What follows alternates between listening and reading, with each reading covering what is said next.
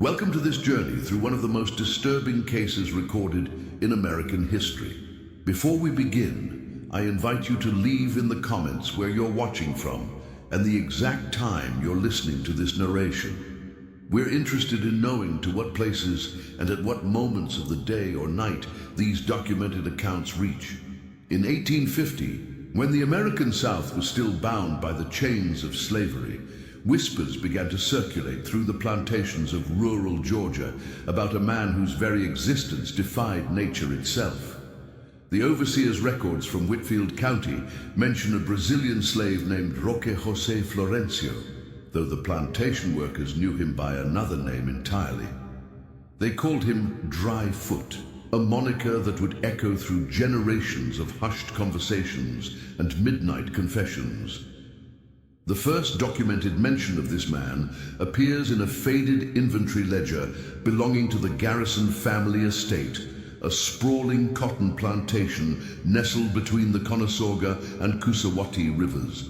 The entry, written in the careful script of overseer Samuel Whitmore, describes the acquisition of a 30-year-old Brazilian slave of unusual height and constitution. What makes this entry particularly striking is not the clinical description of human property, but the marginal note scrawled in different ink. Medical examination postponed indefinitely. Doctor refuses further contact. The surrounding counties of Gordon, Murray, and Chattooga had seen their share of unusual occurrences during those turbulent decades. The Cherokee removal had left the land scarred with abandoned settlements and unmarked graves. Local folklore spoke of places where the earth itself seemed corrupted, where crops grew too tall or not at all, where livestock refused to graze. The Garrison Plantation occupied one such tract, acquired at a suspiciously low price from the Federal Land Office in 1848. Dryfoot's arrival coincided with the first reports of what the plantation mistress, Eleanor Garrison, described in her private correspondence as unnatural fertility among both the livestock and the enslaved population. Her letters to her sister in Savannah, discovered decades later in a trunk beneath the floorboards of the main house, detail a growing sense of unease that pervaded the plantation from the moment the Brazilian was assigned to the breeding quarters. The term breeding quarters requires historical context to understand its full horror. On many southern plantations, enslaved people deemed to possess desirable physical characteristics were systematically paired to produce offspring who would become property of the plantation owner. The practice was meticulously documented, with bloodlines tracked like livestock breeding records. The Garrison Plantation's breeding program was among the most extensive in northwest Georgia, with detailed genealogical charts that survived the Civil War and were eventually donated to the State Historical Society. These records, archived in 1867, reveal an unprecedented pattern beginning in 1851. The number of births among enslaved women on the Garrison Plantation increased by 300% over the course of 2 years. More disturbing still, the birth records consistently list the same father for dozens of children born within impossible timeframes. Medical knowledge of the era could not explain how one man could father multiple children born within days or weeks of each other to different mothers. Dr. Cornelius Wade, the county physician who attended births on several plantations, documented his observations in a medical journal that would later be classified by the State Medical Board and removed from circulation. Fragments of his notes, preserved in the personal papers of his nephew, describe physical anomalies among newborns that defied medical explanation. Children born with premature aging, unusual bone density, and growth rates that required constant adjustment of birth records to maintain plausibility. The local Methodist Church, where plantation births were traditionally recorded for baptismal purposes, began experiencing what Reverend Moses Pickering termed clerical difficulties in 1852.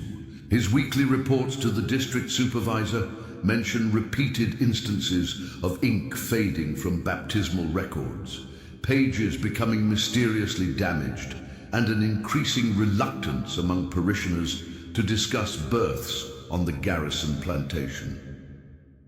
The Reverend's final report, dated December 1852, contains only one line: "Some souls should remain unrecorded." Eleanor Garrison's mental state, as documented in her increasingly erratic correspondence, deteriorated rapidly during this period. Her letters describe sleepless nights filled with what she termed the sound of growing. She wrote of standing at her bedroom window, listening to what seemed like the collective breathing of dozens of infants, a rhythmic whisper that emanated from the slave quarters long after the usual sounds of evening had ceased.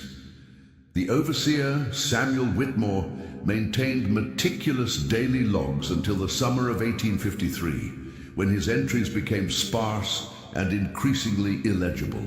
His final readable entry describes an incident that would haunt him for the remainder of his days. While conducting the weekly inventory of human property, he encountered Dryfoot in conversation with a group of children who appeared to be no more than 10 or 12 years old. What disturbed Whitmore was not the conversation itself, but the unmistakable family resemblance between the tall Brazilian and every child present, despite the impossibility of their ages given the timeline of births recorded in the plantation ledgers. The summer of 1853 brought other anomalies to the attention of neighboring plantation owners. James Morrison, whose property bordered the Garrison estate along Rocky Creek, reported finding dozens of small graves in the woods between the two plantations. The graves were unmarked, but arranged in precise rows, suggesting organized burial rather than random death. When Morrison approached Thomas Garrison about the matter, he was told the graves predated their ownership and likely contained Cherokee remains from the removal period. This explanation might have satisfied Morrison, if not for a discovery made by his own enslaved workers during the harvest of 1854. While clearing new fields for cotton cultivation, they unearthed several graves that clearly contained recent remains. The coffins, roughly constructed but made from fresh pine lumber, contained bodies that Morrison's field hands described as children who looked like old men. Morrison's subsequent letter to the county sheriff was never answered, and the graves were quietly reburied. The Civil War brought temporary disruption to the strange pattern of events surrounding the Garrison plantation. Federal troops occupied the area in 1864, and their commanding officer, Colonel Marcus Reed, filed reports that offer a unique outside perspective on the situation they encountered. Reed's dispatches to his superiors described finding the plantation in a state of abandonment, with the main house intact but the slave quarters eerily empty. Most significantly, he reports discovering what he termed extensive burial grounds, containing hundreds of graves, far more than could be accounted for by the plantation's documented population. Colonel Reed's most disturbing discovery was a locked cellar beneath the main house, which contained medical equipment and detailed anatomical drawings that suggested systematic study of human reproduction. His report describes finding preserved specimens in glass containers, though he provides no specific details about their nature. The contents of this cellar were removed by military medical personnel and classified under federal authority. Thomas Garrison himself had disappeared weeks before the federal occupation. His wife, Eleanor, was found in the main house, alive but in a state of complete psychological collapse.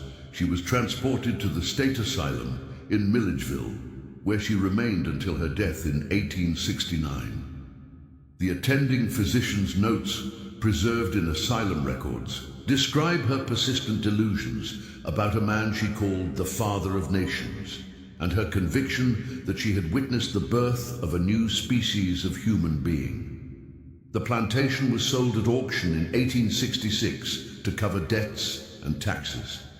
The new owners, a Reconstruction-era investment group from Atlanta, hired local contractors to demolish the slave quarters and build new tenant housing. The demolition workers, mostly freedmen from surrounding counties, reported finding hidden chambers beneath several of the quarter's buildings. These underground spaces contained what appeared to be nurseries, equipped with dozens of cribs and feeding equipment, along with detailed growth charts covering the walls. More disturbing was the discovery of what the workers described as breeding records that went far beyond typical plantation documentation. These papers, many written in Portuguese, contained detailed genealogical charts that traced family lines back several generations while projecting forward into the 20th century. The mathematics involved suggested planning for population growth that would require lifespans far exceeding normal human expectations. The contractor supervising the demolition, a freedman named Abraham Washington, kept a personal diary of the work period that survived among his family papers. His entries describe finding evidence that the underground spaces had been occupied far more recently than the end of slavery would suggest. Fresh bedding, recently used cooking implements, and food stores indicated ongoing habitation even after the plantation's official abandonment. Most unsettling was Washington's account of discovering a hidden room containing what he described as a living museum of children. The room contained dozens of portraits painted in meticulous detail, showing children of various ages, but with unmistakable physical similarities. What disturbed Washington was not just the quantity of portraits, but the dates inscribed beneath each painting. The timeline suggested that some of the children depicted would have been born years after the plantation's abandonment, while others were dated decades into the future. The investigation into these discoveries was undertaken by Dr. Samuel Price, a physician and anthropologist from the University of Georgia who had studied unusual population patterns across the South. His preliminary report, submitted to the State Reconstruction Committee in 1867, documented evidence of what he termed systematic human experimentation that appeared to have continued long beyond the official end of slavery in the region. Dr. Price's research involved interviews with former enslaved people who had lived on the Garrison plantation and survived the war. Their testimonies, recorded in his field notes, paint a consistent picture of a man they universally called Dry Foot, whose presence dominated every aspect of life in the quarters. They described him as unnaturally tall, with skin that seemed resistant to aging despite decades of hard labor under the Georgia sun. The former slaves' accounts of Dry Foot's longevity were supported by plantation records that showed his presence spanning multiple generations of ownership. Bills of sale dating back to 1835 already listed him as a mature adult. Yet witnesses from the 1850s described him as maintaining the same physical appearance and vitality. If the records were accurate, Dryfoot would have been well over 60 years old during his most prolific reproductive period, an age at which enslaved men typically showed significant physical decline. More disturbing than questions of longevity were the testimonies regarding Dryfoot's relationship with the children born on the plantation. Former slaves described a complex social structure within the quarters that revolved around his role as both patriarch and provider. Children who bore his resemblance received special treatment, better food rations, and exemption from the harshest labor assignments. As they matured, many of these children seemed to inherit their father's unusual physical characteristics and longevity. The social dynamics of this arrangement, as described by survivors, suggested a level of organization that transcended typical plantation hierarchy. Dryfoot apparently maintained detailed knowledge of bloodlines and genetic relationships that allowed him to arrange partnerships among his own descendants. This practice, which would have been considered incestuous by conventional standards, was apparently accepted and even encouraged, within the closed community of the quarters. Dr. Price's investigation was cut short in 1868 when he disappeared during a research trip to interview additional survivors in neighboring counties. His personal effects were found beside the Kusawati River, but his research notes and the bulk of his documentation vanished completely. The university declared him dead by drowning and closed his research project without further investigation. The official record of Dr. Price's findings consists only of his preliminary report and a handful of witness testimonies. However, his research assistant, a young man named William Foster, maintained private copies of many documents and continued investigating independently after his mentor's disappearance. Foster's clandestine research, conducted over several years, uncovered evidence that the pattern of unusual births and longevity extended far beyond the Garrison Plantation. If you're enjoying the story and feel like helping the channel with any amount, please support us by clicking the thanks button and donating whatever you wish.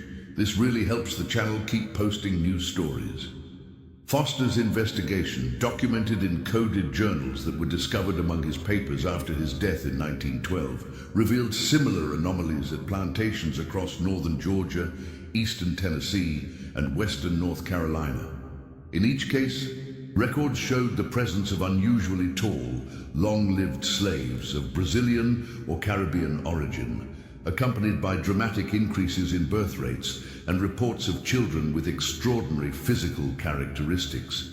The pattern suggested a coordinated effort that spanned multiple states and decades. Foster's analysis indicated that these individuals were systematically placed on plantations with specific geographic and demographic characteristics. The locations shared common features: isolation from major population centers, access to river transportation, and soil conditions that local folklore associated with Cherokee sacred sites. Foster's most significant discovery was a cache of correspondence hidden in the walls of a burned plantation house in Cherokee County, North Carolina. The letters, written in Portuguese and dated from 1847 to 1863, detailed a breeding program designed to create what the authors termed a superior line of laborers. The correspondence included detailed instructions for maintaining genealogical records and protocols for managing what were clearly viewed as experimental populations. The letters revealed that Dryfoot was not unique, but rather one of several individuals involved in this program. References to our Brazilian colleagues and the Charleston Network suggested an organized effort involving multiple participants across the region. More disturbing was the correspondence's indication that the program was designed to continue beyond the abolition of slavery, with provisions for maintaining bloodlines through post-war sharecropping and tenant farming arrangements. William Foster's death in 1912 marked the end of formal investigation into these events. His widow donated his papers to the State Historical Society, where they were classified as restricted research materials and removed from public access. The classification order, signed by the state historian in 1913, cited sensitive content regarding racial matters and concerns about public misinterpretation of historical data. The Garrison Plantation property changed hands multiple times during the late 19th and early 20th centuries.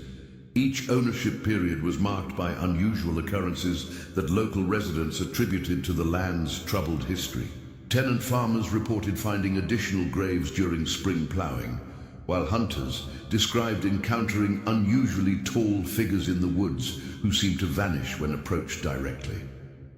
The most persistent reports concerned the continued presence of what locals termed Dryfoot's children in the surrounding countryside. These accounts, passed down through oral tradition, described encounters with individuals who claimed direct descent from the original Brazilian slave. The physical descriptions were remarkably consistent across decades of sightings: extraordinary height, apparent immunity to aging, and an unsettling familiarity with local history that suggested first-hand knowledge of events that predated their apparent age. A federal agricultural survey conducted in 1928 documented several families in the region whose genealogical records showed impossible longevity and reproductive patterns. The survey team, led by Dr. Robert Hayes from the Department of Agriculture, was tasked with studying rural population dynamics in the post-Reconstruction South.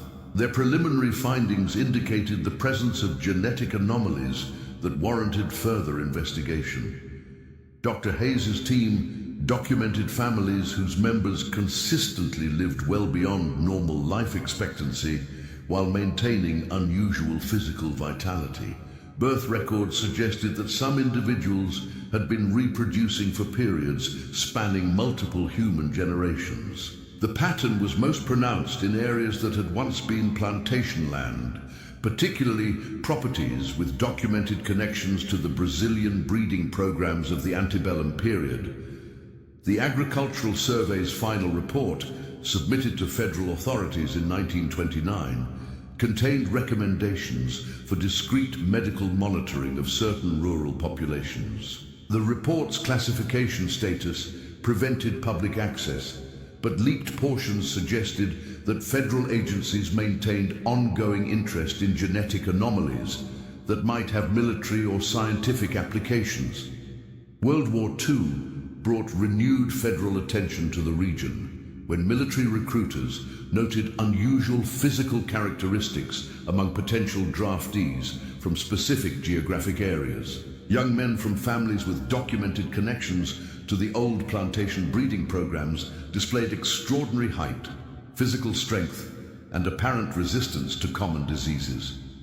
These individuals were quietly recruited for special military assignments, and their service records were classified upon completion of their duties. The post-war period saw increased federal investment in medical research facilities throughout the Southeast. Several of these facilities were established in counties with documented histories of genetic anomalies, ostensibly for the study of regional health patterns. Local residents noted that these research stations often employed individuals whose family histories connected them to the old plantation populations. The 1950s brought the first systematic attempt to document the full scope of the breeding program's legacy. A joint investigation by the Centers for Disease Control and the National Institutes of Health identified over 300 individuals across 7 states who appeared to be descendants of the original experimental populations. The investigation's findings were classified under the National Security Act and remain restricted to this day. The research revealed that the genetic modifications achieved through the 19th century breeding programs had stabilized into heritable traits that continued to manifest in subsequent generations. These traits included extended lifespans, enhanced physical capabilities, and reproductive characteristics that allowed for family lines to persist and expand at rates that defied normal demographic patterns. More disturbing was the discovery that many descendants had maintained detailed genealogical records and appeared to be actively managing their bloodlines to preserve and enhance the unusual characteristics. The practice suggested a level of genetic knowledge and organizational capability that exceeded contemporary scientific understanding. The federal investigation also uncovered evidence that descendants of the original breeding programs had achieved positions of influence in various professional and academic fields. Medical doctors, university researchers, and government officials with genetic connections to the experimental populations appeared to be using their positions to facilitate ongoing research and protection of their extended families. The investigation was terminated in 1957, following the mysterious deaths of 3 lead researchers and the disappearance of crucial documentation. The official explanation cited budget constraints and shifting research priorities, but internal memos suggested concerns about the safety of personnel involved in the investigation. The final documented sighting of an individual identified as Dryfoot himself occurred in 1962 during construction of the interstate highway system through northwestern Georgia. Road crews reported encounters with an extremely tall, elderly man who seemed to possess detailed knowledge of local history spanning over a century. The man claimed to be supervising the relocation of family graves that lay in the path of the new highway. Construction foreman James Mitchell documented several conversations with this individual, describing him as articulate, well-informed, and apparently in excellent health, despite claiming to be over 130 years old. Mitchell's reports noted that the man spoke with a slight accent that he identified as possibly Portuguese or Brazilian, and that he carried documents purporting to establish legal claim to dozens of burial sites throughout the region. The highway construction project was delayed for several months, while federal authorities investigated the burial claims. During this period, crews exhumed hundreds of graves from sites that had not been documented in any official records. The remains showed unusual characteristics that attracted the attention of physical anthropologists and medical researchers. Dr. Margaret Chen, a forensic anthropologist from Emory University who participated in the exhumation process, documented skeletal remains that displayed evidence of extended lifespans and unusual genetic characteristics. Her preliminary analysis suggested that many of the interred individuals had lived well beyond normal human life expectancy while maintaining bone density and skeletal structure typical of much younger individuals. The investigation was abruptly terminated when federal authorities classified the burial sites under national security provisions and removed all remains to an undisclosed location. Dr. Chen's research was confiscated, and her participation in the project was classified under the Official Secrets Act. She was subsequently reassigned to unrelated research projects and prohibited from discussing her findings. The highway construction resumed in 1963, following the completion of what officials termed archaeological remediation. The final route was modified to avoid several areas that had been designated as historically sensitive, though no public explanation was provided for these changes. Local residents noted that the avoided areas corresponded to locations with the highest concentrations of anomalous grave sites. The man claiming to be Dryfoot was never seen again after the conclusion of the highway project. Construction workers reported that he had expressed satisfaction with the treatment of the burial sites and had indicated his intention to rest finally after ensuring the proper disposition of his descendants' remains. The 1960s marked the end of documented federal interest in the genetic anomalies associated with the 19th century breeding programs. Official records from this period cite successful conclusion of research objectives and recommend transition of any remaining oversight to local health authorities. However, the classification level of these documents remains at the highest levels of government security. Local folklore in the affected regions continued to include stories of unusually long-lived families and individuals with extraordinary physical characteristics. These accounts became increasingly integrated into regional cultural identity, with many families proudly claiming descent from the original plantation populations, while carefully avoiding discussion of the more disturbing aspects of their heritage. The Garrison Plantation property was eventually incorporated into a state park system in the 1970s. The official park documentation makes no reference to the property's historical significance beyond its role in antebellum agriculture and its brief occupation during the Civil War. Visitors to the park occasionally report finding unmarked grave sites and remnants of underground structures, but these discoveries are typically attributed to Cherokee occupation or early settler activity. Park rangers have documented occasional encounters with unusually tall individuals who seem to possess detailed knowledge of the park's hidden history. These individuals typically claim to be descendants of former slaves or Cherokee residents and demonstrate familiarity with locations and events not covered in official park literature. Rangers are instructed to treat such encounters as routine and to avoid engaging in detailed conversations about local history. The legacy of dry foot and the breeding programs of the antebellum South remains largely hidden from public awareness. The scattered documentation that survived federal classification efforts suggests a program of human genetic experimentation that achieved results far beyond the scientific knowledge of its era.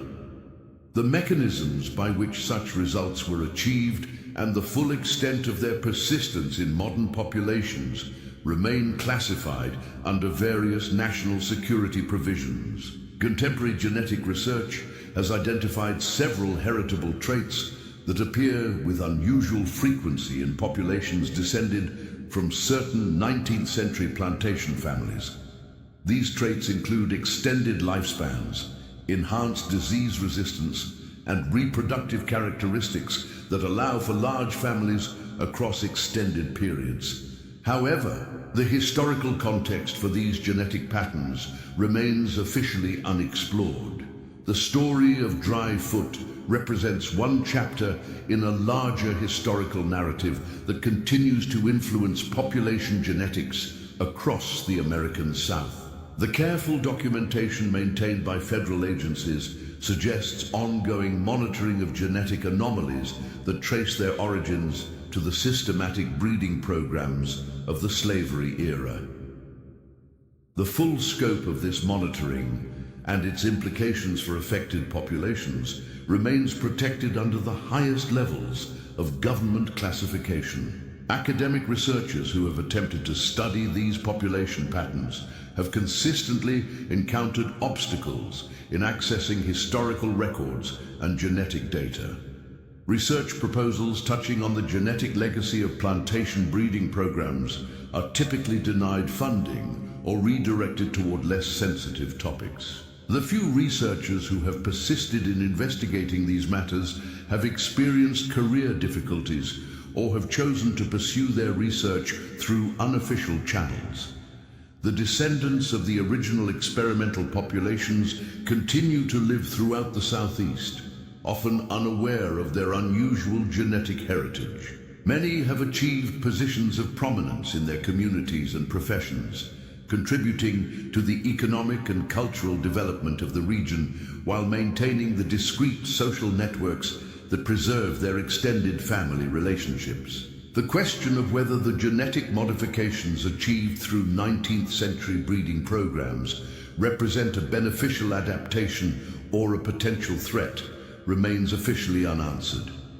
The classification of related research suggests that federal authorities continue to view this matter as having significant implications for national security, though the specific nature of these concerns is not publicly disclosed. The location of Dryfoot's final resting place, if indeed he has died, remains unknown.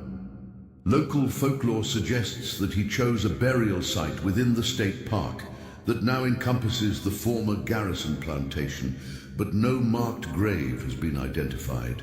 Park maintenance workers occasionally report finding fresh flowers on unmarked graves throughout the property, placed by unknown visitors who leave no other trace of their presence. The broader implications of the breeding programs extend beyond questions of genetics and longevity to fundamental issues of human identity and social organization.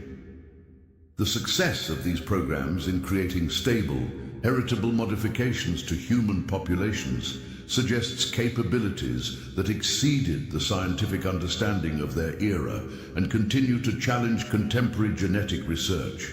The careful preservation of bloodlines across multiple generations indicates a level of social organization and genetic planning that implies knowledge systems beyond those documented in official historical records. The sources of this knowledge and the mechanisms by which it was transmitted and implemented remain subjects of classified research. The story of Dryfoot and his descendants represents a hidden chapter of American history that continues to influence contemporary population genetics and social organization. The classification of related research and documentation ensures that the full scope of this influence remains unknown to the general public, while descendants of the original experimental populations continue to live with the legacy of genetic modifications achieved through means that remain officially unexplained. Modern genetic screening technologies have the capability to identify the specific genetic markers associated with the enhanced traits found in these populations. However, research into these markers is restricted under federal guidelines that classify such genetic patterns as matters of national security. The rationale for this classification suggests ongoing concerns about the implications of genetic modifications that achieved results beyond contemporary scientific capabilities. The final chapter of this story remains unwritten, as descendants of Dryfoot and the other participants in the antebellum breeding programs continue to live and reproduce across the American South. Their genetic legacy represents a permanent modification to the human genome, achieved through methods that predate modern genetic engineering by more than a century. The full implications of this achievement for human evolution and social development remain classified under the highest levels of government security. Until recently classified documents become available for public research, or until descendants of the experimental populations choose to share their family histories more openly, the complete story of Dryfoot and the genetic modifications he helped create will remain hidden in the shadows of American history. The evidence suggests a program of human genetic experimentation that achieved remarkable success while leaving questions about human nature and scientific possibility that continue to challenge our understanding of what was thought possible in the 19th century. The sound that still echoes through the forests of northwestern Georgia is not the wind through the pines or the flow of the Coosawhattie River, but the whispered conversations of families who remember a different version of history than what appears in textbooks. They speak of a man who lived longer than any human should, who fathered more children than medical science could explain, and whose genetic legacy continues to influence population patterns across the American South more than a century after slavery officially ended. Whether Dryfoot was truly the Brazilian giant slave whose life defied natural law, or simply the central figure in a larger program of genetic experimentation that achieved results beyond the science of its time, his story represents one of the most significant and carefully hidden chapters in American history. The classification of related research ensures that the full truth of his legacy may remain hidden for generations to come, while his descendants continue to carry genetic modifications that represent humanity's first successful attempt at directed evolution. In the end, what makes Dryfoot's story truly disturbing is not the possibility that it might be false, but the growing evidence that it might be true. The final piece of documentation surfaced in 1968, when a routine renovation of the Whitfield County Courthouse uncovered a sealed vault containing records that predated the Civil War. Among these documents was a leather-bound ledger written in Portuguese, detailing what appeared to be a comprehensive breeding program spanning multiple states and involving dozens of participants.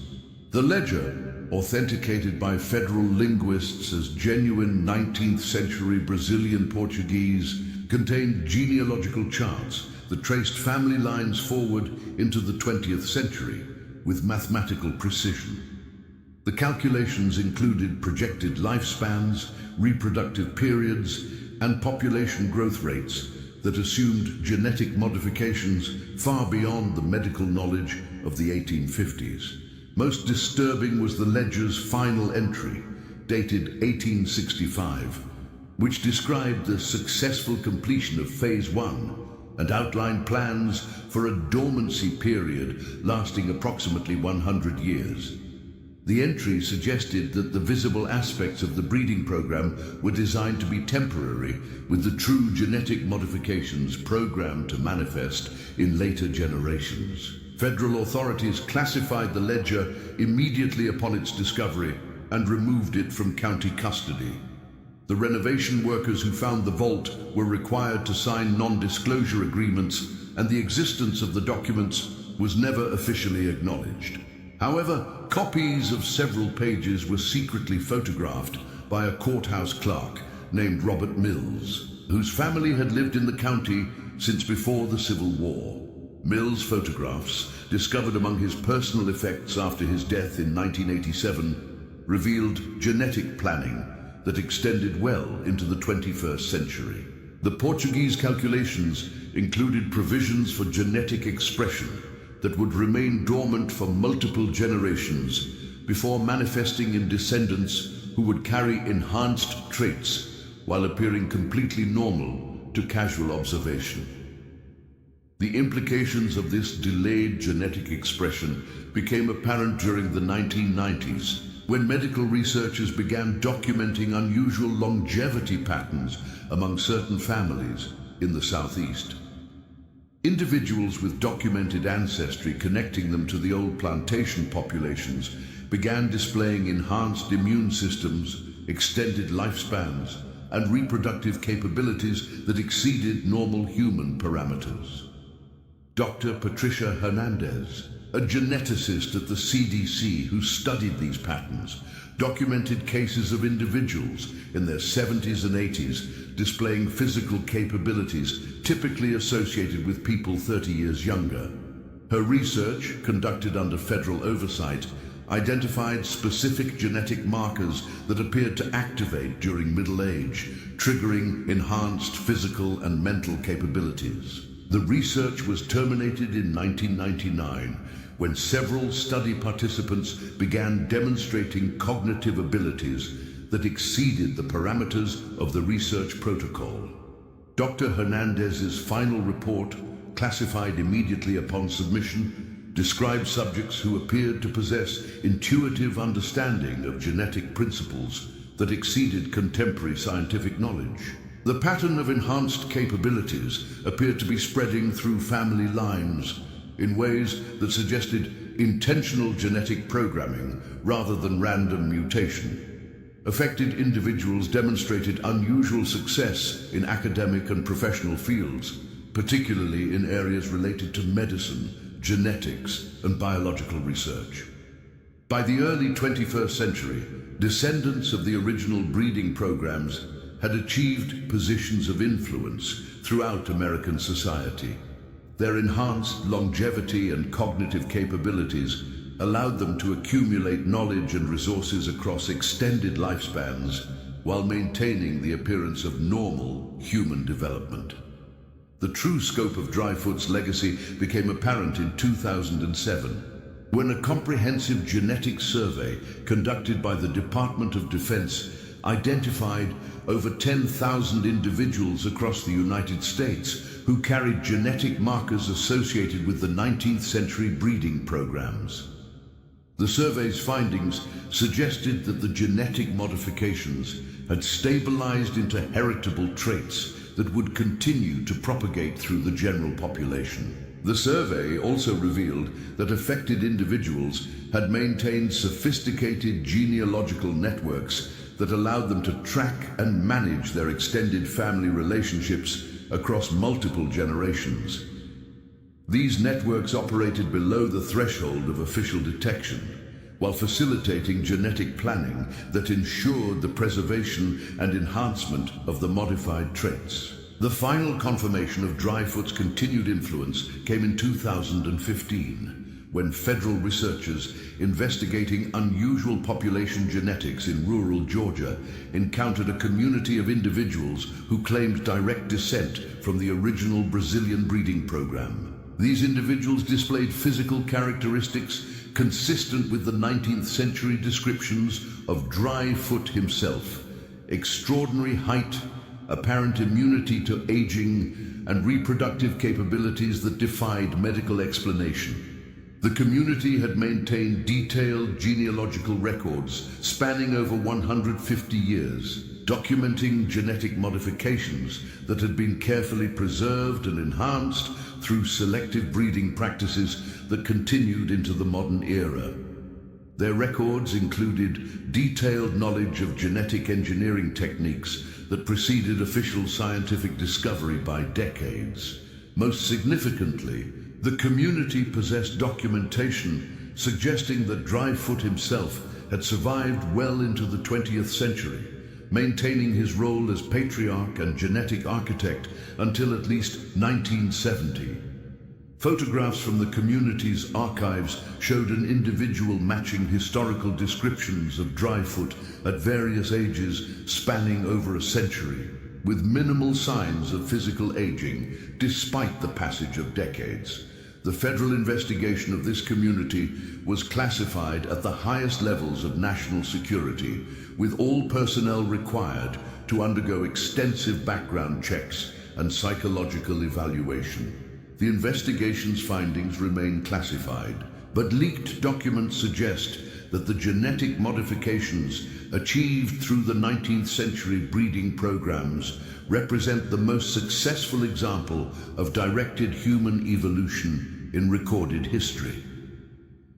The legacy of Dryfoot extends beyond genetics into fundamental questions about human nature and the possibilities of directed evolution. His story suggests that systematic genetic modification of human populations was not only possible using 19th century techniques, but achieved results that continue to influence American society in ways that remain officially hidden. The descendants of his breeding program now live throughout American society, carrying genetic modifications that provide them with enhanced capabilities while maintaining the appearance of normal human development. Their influence in fields related to genetics, medicine, and biological research ensures that the knowledge gained through their ancestors' experiments continues to advance human understanding of genetic modification. The classification of research into these genetic modifications suggests that federal authorities view the descendants of Dryfoot's breeding program as both a valuable resource and a potential security concern. Their enhanced capabilities and extended lifespans make them natural leaders in fields related to genetic research, while their genetic distinctiveness raises questions about their loyalty to conventional human society. The story of Dryfoot represents the beginning of a genetic modification program that achieved its ultimate success not in the 19th century, but in the 21st century, when his descendants finally inherited the enhanced capabilities that their ancestor had programmed into their genetic code. The full implications of this genetic legacy for human evolution and social organization remain classified under the highest levels of government security. Today, as genetic engineering becomes a mainstream scientific discipline, the achievements of Dryfoot and his contemporaries serve as proof that directed human evolution was not only possible using primitive techniques, but achieved results that modern science is only beginning to understand. His legacy lives on in thousands of descendants who carry genetic modifications that represent humanity's first successful attempt at controlling its own evolutionary development. The sound that echoes through the forests of Georgia is no longer just the whisper of wind through pine trees, but the quiet conversation of families who remember their true heritage and continue the genetic planning that their ancestor began over 170 years ago. They are the living proof that Dryfoot's amazing life was not a legend or folklore, but the documented beginning of humanity's genetic future. In the end, the most disturbing aspect of Dryfoot's story is not that it challenges our understanding of what was possible in the past, but that it reveals what is happening in the present.